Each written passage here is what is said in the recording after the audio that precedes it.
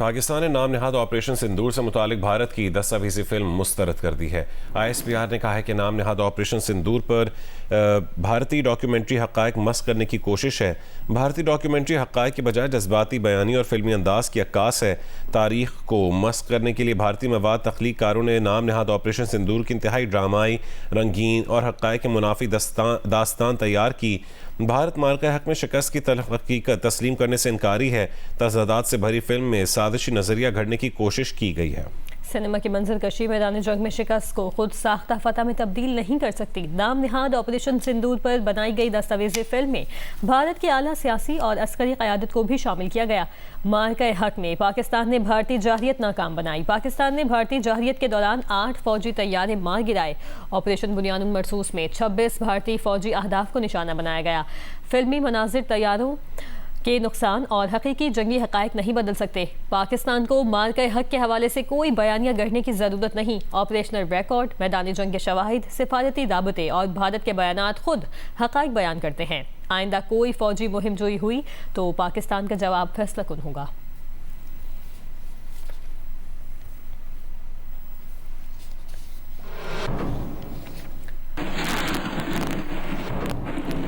पाकिस्तान का भारतीय वज़ीर दाखिला के इल्ज़ामात पर सख्त रद्द-ए-अमल। कहा, बेबुनियाद भारतीय प्रोपेगेंडा दाखिली नाकामियों से तवज्जो हटाने की कोशिश है।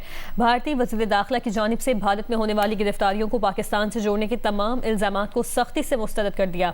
पाकिस्तान को बदनाम करने की मज़मूम मुहिम का तसलसल करार दिया। दफ्तर ख़ारजा ने कहा कि भारत अपने दाखिली सिक्योरिटी चैलेंजेस से अवाम की तवज्जो हटाने और महदूद सियासी मफादात हासिल करने के लिए मुसलसल पाकिस्तान को मुर्द इल्ज़ाम ठहराने की पॉलिसी पर गामज़न है।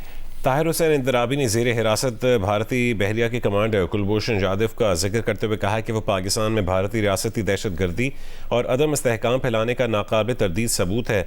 इससे पहले भारतीय वज़ीर दाखिला अमित शाह ने झूठा इल्ज़ाम लगाया था कि भारतीय सिक्योरिटी एजेंसियों ने पाकिस्तान से ताल्लुक़ रखने वाले 200 अफराद को दहशत गर्दी के इल्ज़ाम में गिरफ्तार किया। 12 अगस्त को भारत की 14 रियासतों में मुश्तरका ऑपरेशन किया गया। अमित शाह ने इल्ज़ाम लगाया था कि ये अफराद भारत में तखरीबी कार्रवाइयाँ करना चाहते थे। पाकिस्तानी दफ्तर ख़ारजा ने भारतीय वज़ीर दाखिला के इल्ज़ामात को प्रोपेगेंडा करार दे दिया।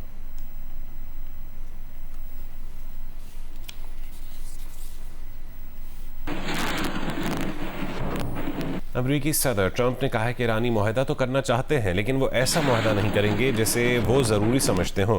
कहा कि हमारे वहाँ मौजूद होने का मकसद सिर्फ एक है कि ईरान के पास जौहरी हथियार नहीं हो सकता और उनके पास जौहरी हथियार नहीं होगा।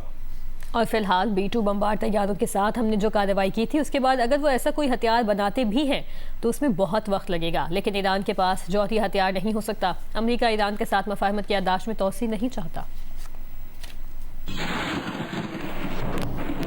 तुर्की के सदर रजब तय्यिब एर्दोगान की अमेरिकी सदर ट्रंप से टेलीफोन पर बातचीत। तुर्क सदारती दफ्तर के मुताबिक दोनों रहनुमाओं ने दो तरफा ताल्लुकात, ईरान और गजा में जारी जंगों और पाकिस्तान और सऊदी अरब के साथ दिफाई मुआहदे पर तबादला ख्याल किया। सदर एर्दोगान ने ट्रंप से कहा है कि ईरान के साथ बातचीत जारी रखना अहम है, सिफारतकारी से फ़ायदा उठाएं। तुर्की इस सिलसिले में अपना किरदार अदा करने के लिए तैयार है। एर्दोगान ने कहा है कि इसराइल गजा में फ़लस्तीनियों पर ऐसे वक्त हमले कर रहा है जब अमन मंसूबे के दूसरे मरहले का निफाज होना था।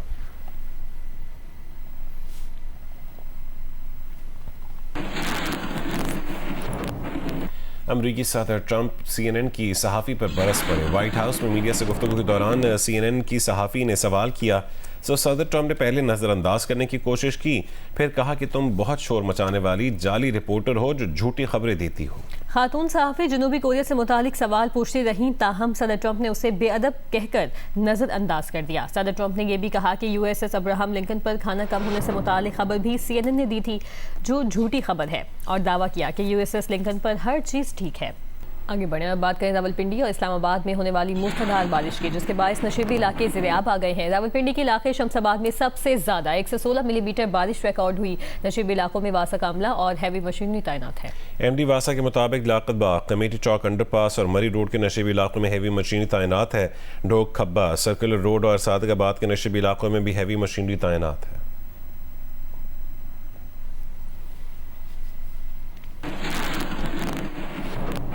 पेट्रोल और डीजल की कीमतों में इजाफा कर दिया गया। पेट्रोलियम डिवीजन की तरफ से जारी किए जाने वाले नोटिफिकेशन के मुताबिक पेट्रोल 5 रुपये 77 पैसे फी लीटर महंगा कर दिया गया। पेट्रोल की नई कीमत 331 रुपये 20 पैसे फी लीटर मुकर्रर की गई है। डीजल की कीमत में 6 रुपये 47 पैसे फी लीटर इजाफा किया गया है। डीजल की नई कीमत 390 रुपये 42 पैसे फी लीटर मुकर्रर की गई है। पेट्रोलियम डिवीजन ने 18 अगस्त के लिए पेट्रोल और डीजल की कीमतों का नोटिफिकेशन जारी किया है।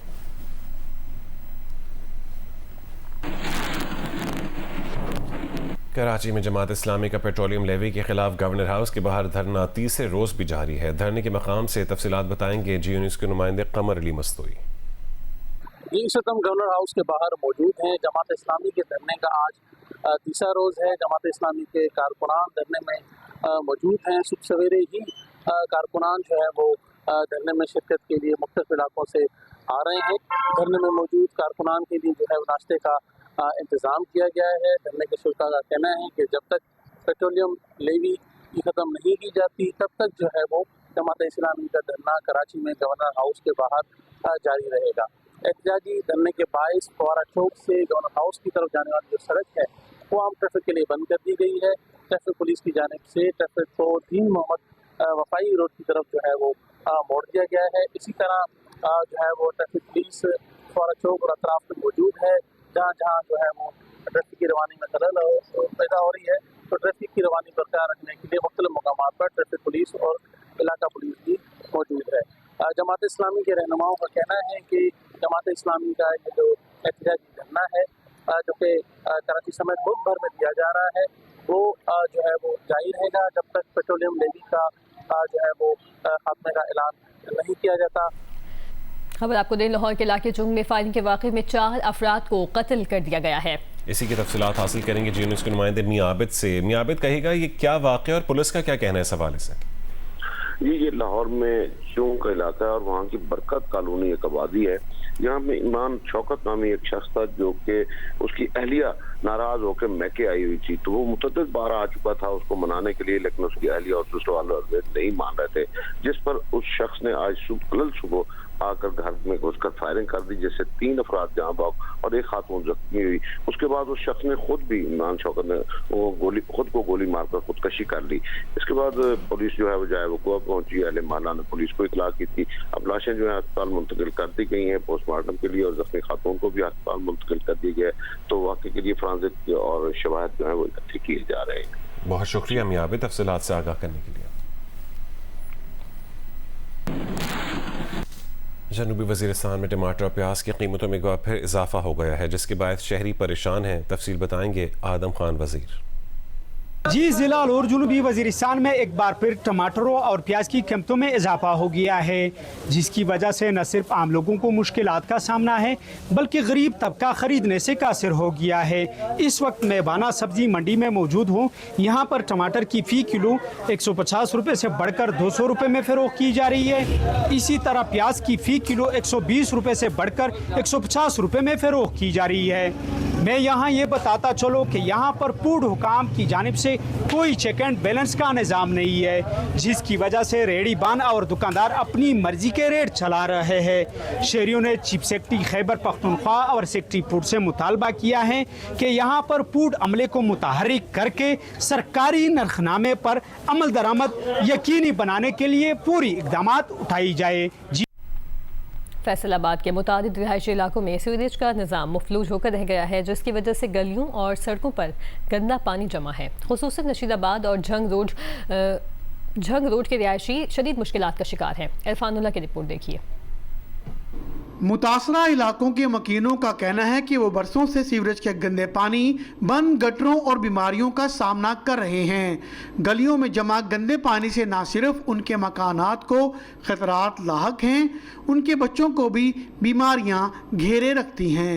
यहाँ पे कोई पानी की निकासी नहीं है, 20-22 साल हो गए हैं, यही हालात है। गलियों में भी पानी खड़ा है, सीवरेज का कोई इंतज़ाम नहीं है। गंदगी बहुत है, लोगों के घरों में पानी जा रहा है गटरों का, लेकिन कोई इंतज़ाम नहीं, इधर का गटर बंद पड़े हैं, इंतज़ामिया कुछ नहीं कर रही। दूसरी जानिब जिली इंतजामिया का कहना है कि वासा की लाइनों की बहाली और नए डेवलपमेंट प्रोजेक्ट्स पर काम जारी है। चीफ मिनिस्टर पंजाब ने जो इस बार इनिशिएटिव लिया है पंजाब डेवलपमेंट प्रोग्राम का, उसके नीचे वासा की लाइंस की रिहेबिलिटेशन एक बहुत मैस स्केल पर हो रही है। शहरियों का मुतालबा है कि वासा और इंतजामिया जुबानी दावों और मंसूबों से निकलकर अमली इकदामात करे। कैमरामैन अली अरसलान और मोहम्मद उस्मान के साथ Irfanullah, Geo News, Faisalabad. Lahore Charing Cross पर पेट्रोलियम लेवी के खिलाफ जमात इस्लामी का धरना तीसरे रोज भी जारी है। तफसीलात बताएंगे वहाँ मौजूद जियो न्यूज़ की नुमाइंदा इरम आवान। जी बिल्कुल, लाहौर में जमात इस्लामी का धरना तीसरे रोज भी जारी है। ये मॉल रोड चेरिंग क्रॉस पर धरना दिया हुआ है। उन्होंने पेट्रोलियम लेवी के खिलाफ ये धरना है। उनका कहना है कि हुकूमत हमारे जब तक मुतालबात तस्लीम नहीं कर लेती हम यहीं पर बैठे रहेंगे। चूंकि ये चेरिंग क्रॉस पर धरना है तो इसके इतराफ में जो ट्रैफिक है या दूसरी जो साइड की रोड्स है वहां पर शदीद ट्रैफिक का दबाव हो जाता है। जो वर्किंग आवर्स होते हैं, क्योंकि जो लोग हैं वो दफातर को जा रहे होते हैं और यूनिवर्सिटी और स्कूलों में भी बच्चे जाते हैं, तो दोनों तरफ पर जो है ट्रैफिक को मुश्किल का सामना, ट्रैफिक गुजरने में मुश्किल का सामना पेश आता है। और इसके अलावा ये देखा जा रहा है कि इतराफ में जो है सड़कों को ब्लॉक किया गया है, बैरियर्स लगाकर। पुलिस की भारी नफरी यहाँ मौजूद है ताकि किसी भी किस्म के हंगामी सूरत हाल से बचा जा सके। इसके अलावा यहाँ पर जो धरने के कारकुनान हैं वो फिलहाल बैठे हुए हैं 3 दिन से। कुछ कारकुनान जो है अभी हैं वो आना शुरू हो गए हैं। अभी सुबह का टाइम है तो कुछ जो है वो अभी सोए हुए हैं। उनका यही कहना है कि जब तक हुकूमत हमारे मुतालबात तस्लीम नहीं कर लेती, पेट्रोलियम लेवी को खत्म नहीं करती, तो हम यहाँ पर धरना दिए रखेंगे। जी। इंग्लैंड के खिलाफ पहले टेस्ट की तैयारी के लिए पाकिस्तान क्रिकेट टीम ने लीड्स में पहला प्रैक्टिस सेशन किया। उंगली की इंजरी का शिकार पाकिस्तानी कप्तान बाबर आजम ने भी बैटिंग प्रैक्टिस की। फास्ट बॉलर मोहम्मद अब्बास ने प्रेस कॉन्फ्रेंस में कहा कि टेस्ट में बॉलर्स 20 की 20 विकेटें लेंगे तो कामयाबी मिलेगी।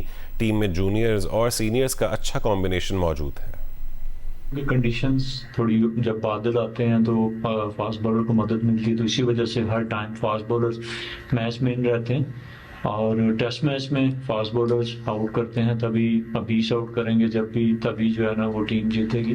तो बिल्कुल चेंज है, लेकिन यंग और जूनियर एंड सीनियर का कॉम्बिनेशन है, बड़ा अच्छा है। लड़कों ने काफ़ी मेहनत भी की है और प्रूफ भी किया हुआ है, डोमेस्टिक में भी इंटरनेशनल में भी।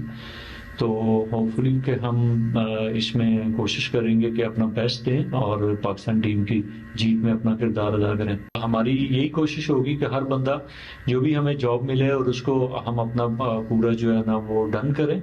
और इमाम को थोड़ा ज़्यादा एज में दूंगा क्योंकि वो यॉर्कशायर से खेले भी हुए हैं, उसको एक्सपीरियंस भी है और उसने वैसे भी टेस्ट क्रिकेट में इम्प्रूव किया हुआ है। तो होपफुली वो भी परफॉर्म करेगा और बाकी भी सारे परफॉर्म करेंगे इंशाल्लाह।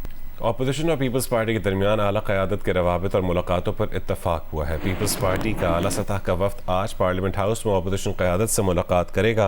पीपल्स पार्टी वफ्द में शहरी रहमान, राजा परवेज अशरफ, सलीम मांडवीवाला और नवीद कमर शामिल होंगे। पीपल्स पार्टी का वफ्द अपोजिशन लीडर महमूद खान अचकजई और अल्लामा राजा नासिर अब्बास से अपोजिशन लीडर चैम्बर में दिन 11 बजे मुलाकात करेगा। पीपल्स पार्टी के रहनुमा नवीद कमर का कहना है कि पार्लियामान को मुस्तहकम और पार्लिमानी कमेटियों को मजीद मजबूत करना मुलाकात का एजेंडा है।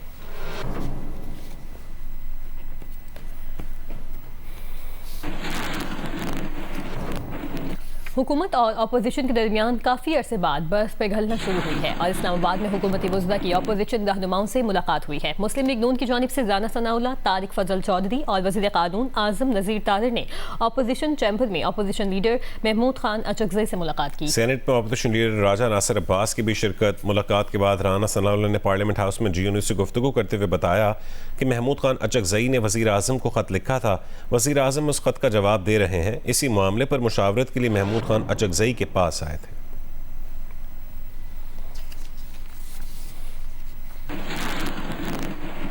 वफाकी वज़ीर बराए पार्लिमानी उमूर डॉक्टर तारिक फजल चौधरी ने कहा है कि अपोजिशन रहनुमाओं से जो मुलाकात हुई है उससे बर्फ पिघलेगी, रास्ता आगे चलेगा और बात आगे बढ़ सकती है।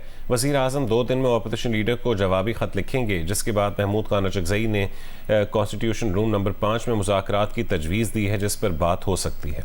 जियो न्यूज़ के प्रोग्राम आज शाजिब खानजादा के साथ में बातचीत करते हुए उन्होंने कहा कि हुकूमत बानी पीटीआई के इलाज की जिम्मेदारी लेती है। उनकी सेहत के हवाले से किसी किस्म की कोताही नहीं बरती जाएगी। वज़ीर आज़म जब उनसे मुलाकात के लिए बैठेंगे तो उनकी बहुत सी शिकायत का अजाला हो सकेगा।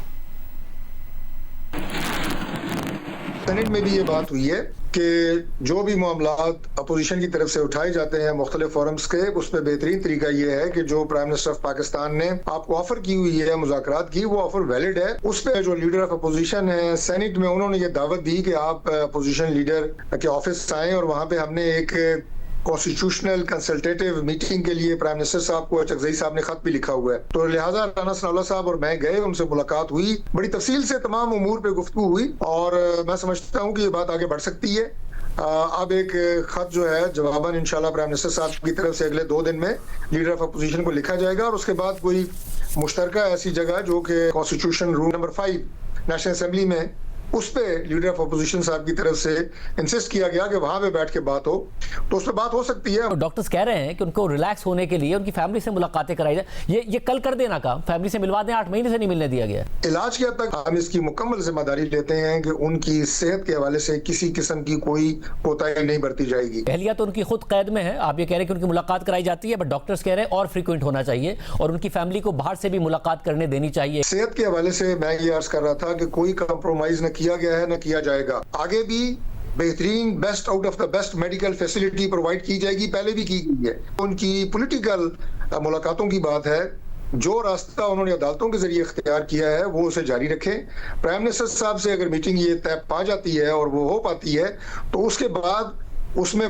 गवर्नमेंट से क्या वो फैसिलिटेशन चाहते हैं और किस तरह की मुलाकात वो चाहते हैं, वो इंशाल्लाह ताला फिर हम उस मुलाकात के बाद उनसे बैठ के बात करेंगे। इमरान खान साहब कोई हमारे उनसे कोई जाती मुखासमत या दुश्मनी नहीं है, सियासी है। मुलाकात हुई है लीडर ऑफ अपोजिशन से, राना सनाउल्लाह साहब की और मेरी, दोनों लीडर ऑफ अपोजिशन मौजूद थे। मैं समझता हूं कि इससे बर्फ पिघलेगी, इससे रास्ता आगे चलेगा, और प्राइम मिनिस्टर साहब जब बैठेंगे तो बहुत सारी उनकी शिकायत जो कि इस वक्त वो कर रहे हैं, इसका अजाला मुमकिन हो सकेगा। नए सूबों का मामला है, आप लोग क्यों पोजीशन इसमें वाजे कर रहे हैं? क्या बहुत प्रेशर है? सियासी जमातों के दरमियान एक पॉलिटिकल डिबेट के जरिए ही सूबे बन सकते हैं और बनने चाहिए। जब कार्ड्स टेबल के ऊपर आएंगे, जब इन पे बहस शुरू होगी, तो उसके बाद हम आपको अपनी क्लियर कट एक पोजीशन बताएंगे। अभी ये बहस सोशल मीडिया पे जारी है, टॉक शोज में जारी है। गवर्नमेंट के पास इस वक्त किसी तरह की कोई सॉलिड चीज हमारी टेबल पे नहीं है, ना हमारी फाइल्स में है,